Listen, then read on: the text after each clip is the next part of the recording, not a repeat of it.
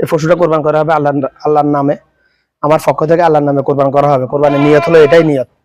আপনি পশু কিনতে গেছেন, এটাই নিয়ত। আমাদের দেশে যে বিদাত, পশুকে শোয়াই রেখে হাত পা বেঁধে 4-5 জনের ছাবি ধরে বাপের নাম, মার নাম, 14 গোষ্ঠীর নাম হুজুরে জিজ্ঞাসা করে, সম্পূর্ণ বিদাত বিদাত বিদাত। পশুটাকে যে কষ্ট দিতেছেন এটা হিসাব দিতে হবে ইনশাল্লাহ।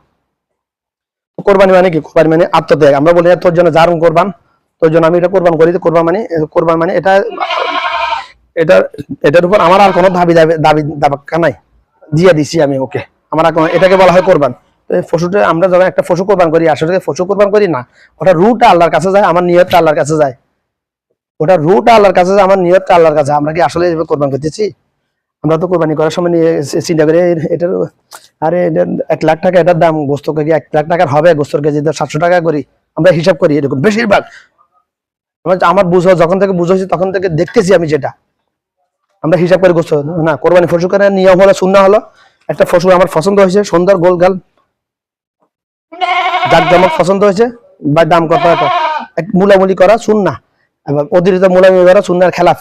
একটু মুলামুলি করতে পারেন, তবে বেশি দাম দর করা যাবে না, কারণ আপনি তো আল্লাহর রাস্তা দিতেছেন, আল্লাহর কাছে যাবে আপনার নিয়ত। আর মিজানের পাল্লায় ওজন করা হবে, যে টাকাটা দিয়েছেন ওইটা। আপনি তো আল্লাহর রাস্তা কোরবান করতেছেন বলতেছেন, তাহলে মুখে বললে হয়তো হবে না, কলবের থেকে আসতে হবে, তো অন্তর থেকে আসতে হবে। তো নিয়ত মুখে চিল্লিয়ে বললে এটা নিয়ত হয় না, নিয়ত আসে কলবের থেকে, অন্তরে।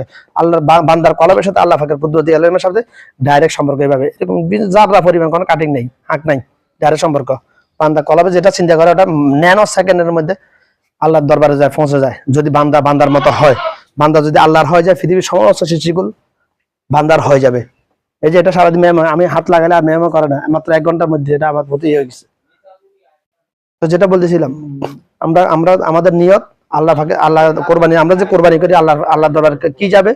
পশুটার রুটা যাবে, আর কোরবানি আল্লাহ আমার নিয়তটা যাবে। গোস্ত তো যাবে না, সামরাও যাবে না।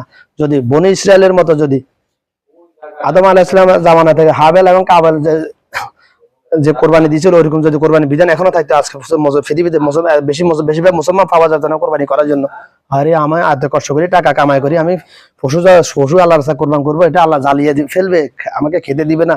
না, আল্লাহ তো খাইতেছে না ভাই, আল্লাহ শুধু আপনার নিয়তটা দেখবে, আর পশুটা রুটা আল্লাহর দরবারে যাবে, বাস এতটুকুই। এই জন্য আমরা কোরবানি করতেছি।